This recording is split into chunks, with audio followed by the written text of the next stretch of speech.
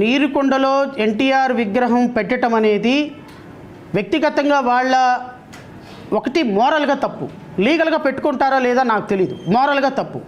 రెండు, ఈరోజు హైకోర్టులో మొదటిసారిగా జడ్పీటీసీలు ఎంపీటీసీలు హైకోర్టులో వాళ్ళకి గత 22 నెలల నుంచి గౌరవ వేతనాలు రావట్లేదని హైకోర్టులో కేసేశారు. అది పవన్ కళ్యాణ్ శాఖ. పంచాయతీరాజ్ డిపార్ట్మెంట్ ఈరోజు హైకోర్టులో ఏం మెమో దాఖలు చేసిందంటే, డబ్బులు ఇవ్వడానికి మా దగ్గర బడ్జెట్ లేదు, బడ్జెట్ వచ్చిన తర్వాత శాంక్షన్ చేస్తామని. ఈరోజు హైకోర్టులో వేసినటువంటి మెమో ఈరోజు పేపర్లో మీడియా నిండా వచ్చింది. అంటే పవన్ కళ్యాణ్ శాఖ 22 నెలల క్రితం నుంచి ఏ జెడ్పీటీసీలకి ఎంపీటీసీలకి గౌరవ వేతనం ఇవ్వకుండా మా దగ్గర డబ్బులు లేవు అని చేతులు ఎత్తేసిందో, మరి 1750 కోట్ల రూపాయల ప్రజాధనంతో ఎన్టీ రామారావు విగ్రహం ఎలా పెడతారు? ఎక్కడి నుంచి వచ్చినాయి డబ్బులు? 300-400 కోట్ల రూపాయలతో ఒక్కరోజు యోగా ఎలా పెడతారు? 200 కోట్లతోటి సత్యసాయి జిల్లాలో ఎలా తయారు చేస్తారు? ఎలా భగవాన్ సత్యసాయి బాబా అధికారికంగా ప్రభుత్వంతో చేస్తారు? ఇలాగా కొన్ని 100 కోట్ల రూపాయలు రాష్ట్ర ప్రభుత్వం ప్రజల సొమ్ముతోటి విగ్రహాలు పెట్టాలి అనుకుంటే ఖచ్చితంగా అది రాజ్యాంగపరంగా తప్పే. ఇప్పుడు doctor B R Ambedkar photo statue 400 కోట్లతోటి ఖర్చు పెట్టారు. ఆయన ఈ దేశానికి రాజ్యాంగం అందించినటువంటి ఒక మహా నిర్మాత కాబట్టి ఆయన ఫోటో పెడతారు. ఇప్పుడు మీరు 1800 కోట్లతోటి మీరు విగ్రహం పెడితే, మీ తెలుగుదేశం పార్టీ అధినేత విగ్రహం పెడితే, ఆ అధినేత విగ్రహానికి తెలుగుదేశం పార్టీ నుంచి ఫండ్స్ తెచ్చుకోండి. దేశవ్యాప్తంగా ఉన్నటువంటి తెలుగుదేశం పార్టీ అభిమానుల దగ్గర నుంచి ఫండ్స్ తెచ్చుకోండి. ప్రజాధనంలో నుంచి అంత హ్యూజ్ మనీ ఖర్చు పెట్టి ఒక వ్యక్తి యొక్క విగ్రహాన్ని ప్రవేశపెట్టడం, అయినా బతికున్నప్పుడు చెప్పులేసి ఆయన మీద సిగ్గు లేకుండా ఈరోజు విగ్రహం పెడతారా? నేను ఒక మాట అడుగుతానండి, సారీ ఇది కూడా చెప్తా. ఇది కూడా ఈరోజు ఎన్టీ రామారావు గారిది వర్ధంతి, నిన్న వర్ధంతి. లక్ష్మీ పార్వతి గారు మాట్లాడిన ప్రెస్ మీట్ని విన్నాను. అంటే ఇది ఎన్టీ రామారావు గారి విగ్రహానికి రిలేటెడ్ కాబట్టి చెప్తున్నానండి. ఎన్టీ రామారావు గారి చనిపోయిన తర్వాత, భార్య చనిపోయిన తర్వాత అధికారికంగా లక్ష్మీ పార్వతి గారిని పెళ్లి చేసుకున్నారు. అధికారికంగా పెళ్లి చేసుకున్నటువంటి లక్ష్మీ పార్వతి ఏమో దెయ్యమా? అధికారం కోల్పోవడానికి కారణమా? మరి పవన్ కళ్యాణ్ గారు ఒక భార్యకి విడాకులు ఇచ్చి ఇంకొక భార్యను చేసుకుని, ఇంకో భార్యకి విడాకులు ఇచ్చి ఇంకో భార్యను చేసుకుని 3 భార్యలను చేసుకున్న తర్వాత మరి అది లీగల్, ఇది ఇల్లీగల్ ఎట్లా అవుతుంది? వ్యక్తిగతమైనటువంటి విషయాలు కదా. ఎన్టీ రామారావు గారు భార్య ఉండగా ఇంకొక భార్యను చేసుకోవాలి.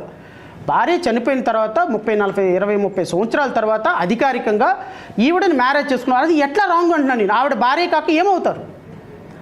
ఆవిడ అధికారం కోల్పోవడానికి చంద్రబాబు నాయుడు కారణం ఎలా అంటే, చెప్పులేయించి ఆవిడ భార్య అంటే అధికారికంగా భార్య స్థానంలో ఉన్నటువంటి వ్యక్తి వీడిని రోడ్డు మీదకి లాగేసి, ఆవిడ మీద బురద జల్లేసి, ఆవిడ్ని ఒక అసాంఘిక శక్తిగా నిరూపణ చేసి ఆయనకి 1750 కోట్ల రూపాయల విగ్రహం పెడతారు అంటే రాష్ట్ర ప్రజలు ఎవరైనా నమ్ముతారండి?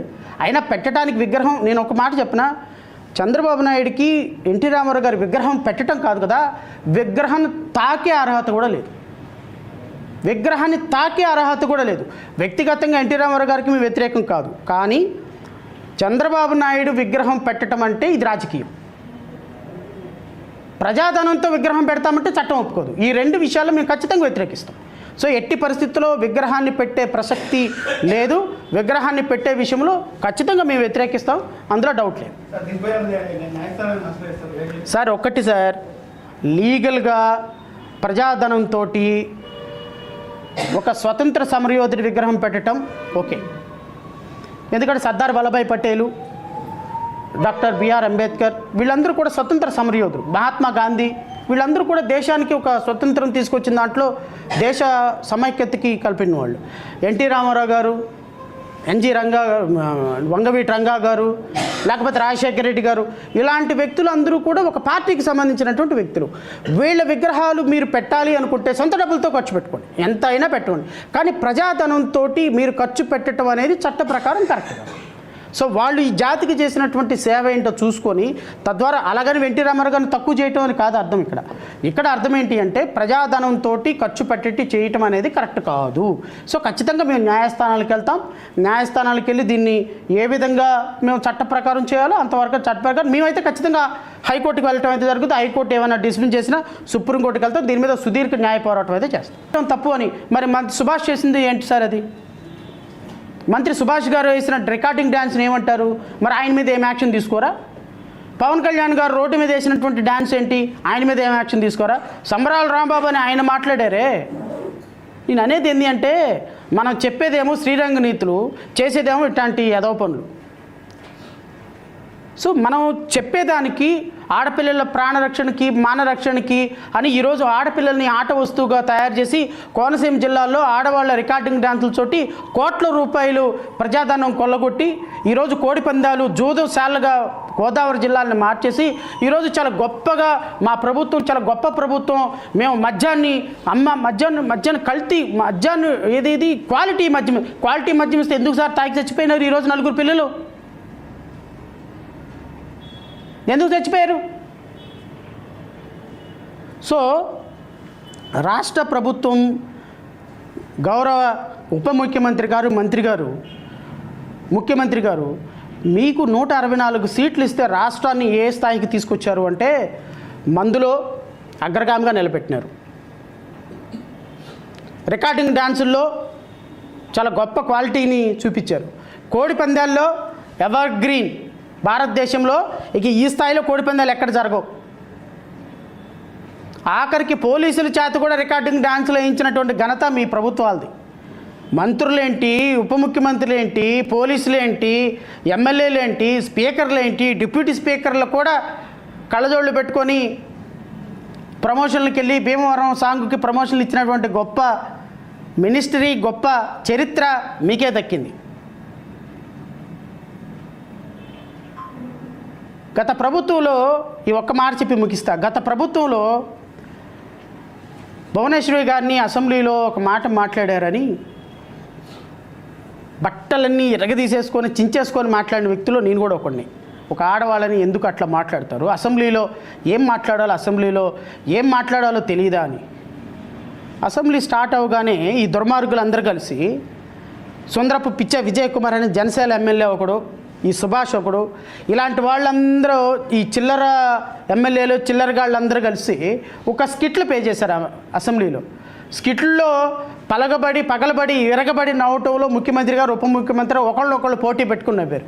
నేను అడుగుతున్నా, మాజీ మంత్రుల మీద, మాజీ ముఖ్యమంత్రుల మీద, మాజీ ఎమ్మెల్యేల మీద ఈ విధంగా స్కిట్స్ పే చేసినటువంటి మీకు విచక్షణ ఉందా? కనీసం అసెంబ్లీ గౌరవం కాపాడుతున్నారా? రేపొద్దున మీరు వెళ్ళిపోయిన తర్వాత మీ తర్వాత వచ్చేటువంటి మీ సక్సెసర్స్ అందరూ కూడా ఈ విధంగానే స్క్రిప్ట్లు వేస్తే ఏమైనా విజ్ఞత ఉందా? రాజకీయాలు మార్చడానికి వచ్చావా? రాజకీయాలను పొల్యూట్ చేయడానికి వచ్చారా మీరంతా? నేను అడుగుతున్న ఉప ముఖ్యమంత్రి గారిని, మీరు రాజకీయాలను మార్చడం ఏం మార్చావు నువ్వు? రాజకీయం నీ హయాంలో జరిగిన కోడి పందాల కంటే ఎక్కువ జరిగినాయి. ఇంతకుముందు జరిగిన మందు కంటే ఎక్కువ మంది తాగారు. ఇంతకుముందుకు జరిగినటువంటి వ్యభిచారం కంటే ఎక్కువ వ్యభిచారం జరిగింది. ఇంతకుముందు జరిగిన జోదం కంటే ఎక్కువ జోదం జరిగింది. ఇంతకుముందు జరిగినటువంటి ఇల్లీగల్ యాక్టివిటీస్ కంటే ఎక్కువ ఇల్లీగల్ యాక్టివిటీస్ జరిగినాయి. ఇంతకుముందు జరిగిన క్యాసినోల కంటే ఇంకా ఎక్కువ క్యాసినోలు జరిగినాయి. ఇంకా ఎక్కడ లా అండ్ ఆర్డర్ మీరు మెయింటైన్ చేసింది ఎక్కడ? సో చెప్పేదానికి చేసేదానికి కంపారిజన్ లేదు. రాష్ట్ర ప్రజలు ఒకసారి ఆలోచించుకోండి. గత ప్రభుత్వంలో తప్పులు జరిగినాయని గత ప్రభుత్వం మీద దుమ్మెత్తిపోసినటువంటి ఈ దుర్మార్గులందరూ ఈరోజు దానికంటే డబుల్ తప్పులు చేస్తూ మేము అద్భుతంగా పరిపాలన చేస్తున్నాం, ఇదిగో మాకు బంగారపు కోటింగ్ వేశారు చూడండి ఇదంతా బంగారమే అని చూపించే ప్రయత్నం చేస్తున్నారు. ఆ ప్రయత్నాన్ని తిప్పికొట్టాల్సినటువంటి బాధ్యత ఓటర్ల మీద ఉంది. ఎందుకంటే గోదావరి జిల్లాలో 3-4 జిల్లాల్లో గత 2-3-4 రోజుల నుంచి జరిగినటువంటి ఒక విష సంస్కృతి ప్రపంచ దేశాల్లో రాబోయే కాలంలో మన బిడ్డల యొక్క సంస్కృతిని, మన బిడ్డల యొక్క వ్యవస్థని నాశనం చేసేదానికి ఈరోజు రాజకీయ నాయకులుగా బీజాలు వేశారు. హైకోర్టును మాయ చేశారు. హైకోర్టు ఆర్డర్లు చిత్తు పేపర్లతో సమానంగా తీసి పక్కన పడేశారు. ఈరోజు మంత్రులు, ముఖ్యమంత్రులు, ఉప ముఖ్యమంత్రులు, స్పీకర్లు, డిప్యూటీ స్పీకర్లు దగ్గర కూర్చొని కోడి పందాలు చేశారు. దగ్గర కూర్చొని అమ్మాయిలతో డాన్సులు వేయించారు. దగ్గర కూర్చొని జోదాన్ని ప్రోత్సహించారు. దగ్గర కూర్చొని క్యాసినోలు ఆడించారు. మరి దీని మీద డిబేట్లు పెట్టరే? ఏబిఎన్, TV5, మహా టీవీ ఏమైపోయింది? What happened? క్యాసినో మీద కొడాలి నాని క్యాసినో ఆడించారు అని చెప్పి వారం రోజులు మమ్మల్ని డిబేట్లో నుంచి ఇలా కోట్లు కూడా ఇప్పనీలా మమ్మల్ని గత ప్రభుత్వంలో. సార్ ఈరోజు క్యాసినో మీద నిన్నే కదా పెట్టారు డిబేట్ అంటే, సార్ ఈ ఒక్కరోజే సార్, ఈ ఒక్కరోజు రండి సార్ ప్లీజ్ సార్. మళ్ళీ మూడో రోజు ఏమయ్యా వెంకటకృష్ణ మొన్న 3 రోజుల నుంచి అదే కదండి, ఈ ఒక్కరోజు రండి సార్. అయ్యో సాంబశివరావు మొన్నే కదా పెట్టావంటే, లేదు సార్ ఇంకొకసారి చైర్మన్ గారు ఇంకో 4 సార్లు పెట్టమన్నారు. అంటే ఒక నెల రోజుల పాటు క్యాసినో మీద డిబేట్లు పెట్టి అసలు ఆ డిబేట్లకి నన్ను కోటు చెప్పినవాళ్ళ. మరి మాట్లాడాం కదా, మరి ఇప్పుడు పెట్టాము క్యాసినో, మరి మాట్లాడరే. మరి ఒక డిబేట్ పెట్టండి, నేను వస్తా డిబేట్కి, నేను కూడా మళ్ళీ మాట్లాడతా. అబ్బే మా ప్రభుత్వం గతంలో ఉందేమో ప్రభుత్వాన్ని దుయ్యబట్టడానికి, ఇప్పుడుందేమో ప్రభుత్వాన్ని మోయటానికి. ప్రజల ఎజెండా పక్కకి వెళ్ళిపోతాయి. ప్రజల ఎజెండా మాకు అవసరంలే, ప్రజల ఎజెండా మాకు వద్దు. రాధాకృష్ణ గారికి ఒక ఇచ్చా, అది కూడా వస్తా. రాధాకృష్ణ గారికి ఏజీఓ ద్వారా ల్యాండ్ ఇచ్చారు, విశాఖపట్నంలో ఎన్ని కోట్ల రూపాయలు ల్యాండ్ ఇచ్చారు, రాష్ట్ర ప్రభుత్వానికి ఏ హక్కుతోటి ల్యాండ్ ఇచ్చారు, ఇవన్నీ ఇంకొక రోజు పెడతా ప్రెస్ మీట్. సో ఓవరాల్గా రాష్ట్ర ప్రజలు ఈరోజు జరుగుతున్నటువంటి పరిణామాలను ఒకసారి అర్థం చేసుకొని, మనకి రాష్ట్ర ప్రజలకి మీడియా ఇన్ఫ్లుయెన్స్ చాలా ఎక్కువ, కానీ దురదృష్టం ప్రింట్ అండ్ ఎలక్ట్రానిక్ మీడియా మొత్తం మీ దగ్గరే, ఈ కూటమి ప్రభుత్వం దగ్గరే ఉంది. సో ఈ కూటమి ప్రభుత్వం చేసేటువంటి దుర్మార్గాలను ఒకసారి మనసులో పెట్టుకొని, ఇలాంటి వ్యక్తులకు ఇంకొకసారి అధికారం ఇస్తే ఈరోజు ప్రభుత్వ ఆస్తులు అమ్ముతారు, రేపొద్దున నీ ఆస్తిని ఆ ఆస్తి అమ్మేస్తారు. ఈరోజు రోడ్ల మీద ప్రభలు పెడుతున్నారు, రేపొద్దున అక్కడ ఎవరు పిల్లలు దొరకపోతే మన పిల్లల్ని లాక్కెళ్ళి రేపొద్దున డ్యాన్స్ లేపించే పరిస్థితి. రేపొద్దున తాగకపోతే నువ్వు తాగు చచ్చిపో, ఇదిగో మందు బాటలు నీకు ఇచ్చేస్తున్నాము, నువ్వు 1000 రూపాయలు ఇంటింటికి 1000 రూపాయలు చందాలాగా ఇంటింటికి 1000 రూపాయలు మందు బాటలు సప్లై చేయటం, డబ్బులు తీసుకుని వెళ్ళిపోవటం.